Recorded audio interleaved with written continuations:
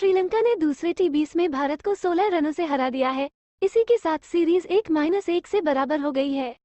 इस मुकाबले में भारतीय गेंदबाजी काफी कमजोर नजर आई। परिणाम ये रहा कि पहले खेलते हुए श्रीलंका सलामी जोड़ी ने 8 ओवरों में 80 रन जड़ दिए। इस दौरान हार्दिक पांड्या ने 2 ओवरों में केवल 13 रन दिए, लेकिन अर्शदीप सिंह ने हैट्रिक नो बॉल डालकर मोमेंटम श्रीलंका की तरफ मोड़ दिया। स्पिनर्स अक्षर पटेल और युजवेंद्र चहल की किफायती गेंदबाजी के दम पर जब मिडिल ओवर्स में टीम इंडिया ने वापसी की, तब अंतिम 4 ओवरों में 68 रन लुटाकर तेज गेंदबाजों ने श्रीलंका स्कोर को 138 से 206 रन तक पहुंचा दिया। बड़े टारगेट के सामने जब भारत को तेज शुरुआत की दरकार थी, तब टीम इंडिया ने पावरप्ले में केवल 39 रन बनाए और 4 विकेट गंवा दिए। इसके बाद सूर्य कुमार यादव, अक्षर पटेल और शिवम मावी ने कोशिश की, लेकिन वह नाकाफी साबित हुई। महाराष्ट्र क्रिकेट एसोसिएशन पुणे यानी एमसीए का मैदान और टॉस जीतकर भारत का पहले गेंदबाजी करने का फैसला। उसके मद्देनजर इंडियन कैप्टन हार्दिक पांड्या ने यह निर्णय लिया।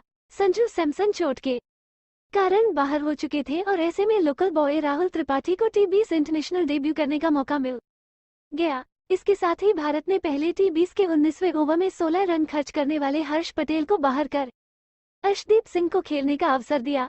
दरअसल जब अंतिम 2 ओवरों में श्रीलंका को जीतने के लिए 29 रन चाहिए थे, तो हर्ष ने 19वें ओवर में 16 रन लुटा दिए थे। वह तो भला हो अक्षर पटेल का, जिन्होंने श्रीलंका को जरूरी 13 रन नहीं बनाने दिए और भारत 2 रनों से पहला मैच जीत गया था। कई क्रिकेट विशेषज्ञ अर्शदीप सिंह को जसप्रीत बुमराह का रिप्लेसमेंट बताते नहीं थकते। अर्शदीप ने इस तुलना को दूसरे ओवर में लगातार 3 नो बॉल डालकर सही साबित कर दिया।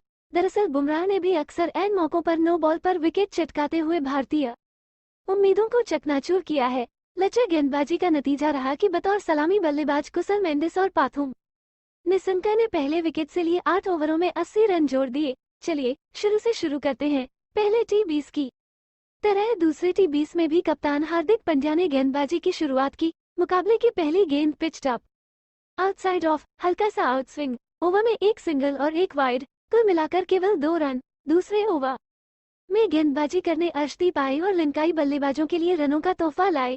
पहली गेंद पैड्स पर और निशंका ने मिड विकेट की दिशा में खूबसूरत फ्लिक के जरिए चौका बटोर लिया।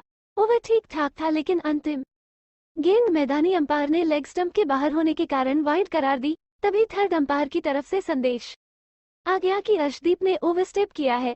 एक ही पल में वाइड बॉल नो बॉल में तब्दील हो गया। फ्री हिट पर अर्शदीप ने इन स्विंगन यॉर्कर डालने का प्रयास किया, लेकिन डाउन द लेग मेंडिस ने स्क्वायर लेग की दिशा में चौका हासिल कर लिया। इधर अंपायर बाउंड्री का इशारा कर रहे थे और उधर बड़ी स्क्रीन पर फिर से नो बॉल लिखा आ गया।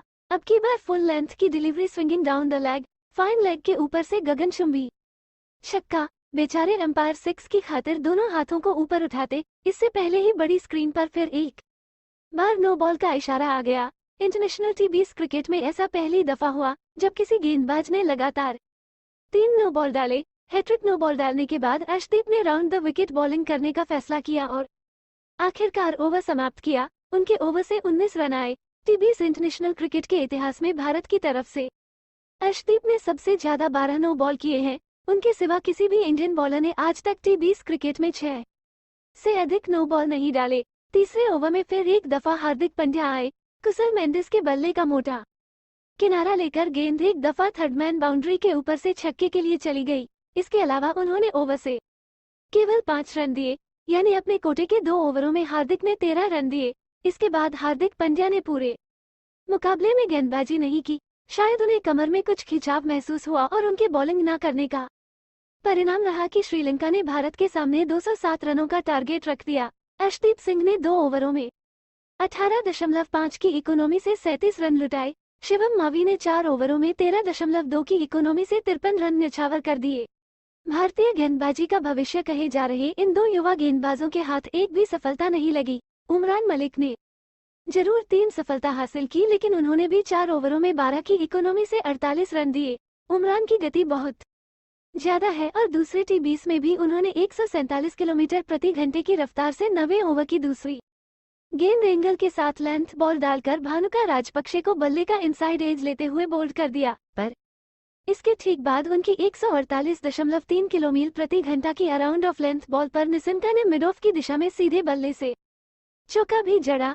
कहने का मतलब ये है कि उमरान को अभी भी अपनी लाइन लेंथ पर थोड़ी मेहनत की दरकार है। जिस दिन पेस के साथ टप्पे पर नियंत्रण आ जाएगा, उस दिन उमरान मलिक से ज्यादा खतरनाक गेंदबाज इस पूरी दुनिया में दूसरा कोई नहीं होगा। सही मायने में अगर किसी ने प्रभावित किया तो वो थे युजवेंद्र चहल और अक्षर पटेल। एक तरफ चहल जिन्होंने 4 ओवरों में 7.5 की इकोनॉमी से 30 रन देकर एक सफलता हासिल की, तो दूसरी तरफ अक्षर जिन्होंने 4 ओवरों में 6 की इकोनॉमी से 24 रन देते हुए 2 विकेट अपने नाम किए। चहल ही थे जिन्होंने 30 गेंदों पर 4 छक्कों और 3 चौकों की मदद से 52 रन बनाकर खेल रहे कुशल मेंडिस को एलबीडब्ल्यू आउट कर दिया। दरअसल 90 ओवर की दूसरी गेंद around middle and leg stump थी, जिसे Mendis across the line leg side में खेलना चाह रहे थे और बॉल फ्रंट पैड से जा टकराई। 12वें ओवर की तीसरी गेंद पर पहले अक्षर ने निसनका को मिड विकेट में कैच आउट कराया और फिर उनके 14वें ओवर की चौथी गेंद पर निसनका लॉन्ग ऑन के हाथ कैच थमा बैठे। अब आपको पहली पारी के टर्निंग पॉइंट की तरफ ले चलते हैं। एक्सप्रेस स्पीड गेंदबाज उमरान मलिक के 16वें ओवर की 5वीं गेंद पर 4 छक्के जड़ चुके असलका डीप मिड विकेट में कैच देकर आउट हुए। ओवर की अंतिम गेंद पर बगैर खाता खोले उमरान ने हसरंगा को बोल्ड कर दिया। 16 ओवरों की समाप्ति के बाद 138 के स्कोर पर श्रीलंका 6 विकेट गंवा चुका था। यहां से भारत मुकाबले में हावी हो सकता था, पर यकीन करिए अंतिम 24 गेंदों में श्रीलंका ने बगैर विकेट खोए 68 रन जड़ दिए। शिवम मावी, उमरान मलिक और अर्शदीप सिंह की तबीयत से कुटाई हुई गेंदबाजी लगातार हो रही थी बल्लेबाजों के स्लॉट में और बदले में गेंदें उड़कर जा रही थी स्टेडियम के बाजू वाले प्लॉट में। पिछले कुछ सालों से स्लॉग ओवर्स में मार खाने की जो आदत भारतीय गेंदबाजों को लगी है,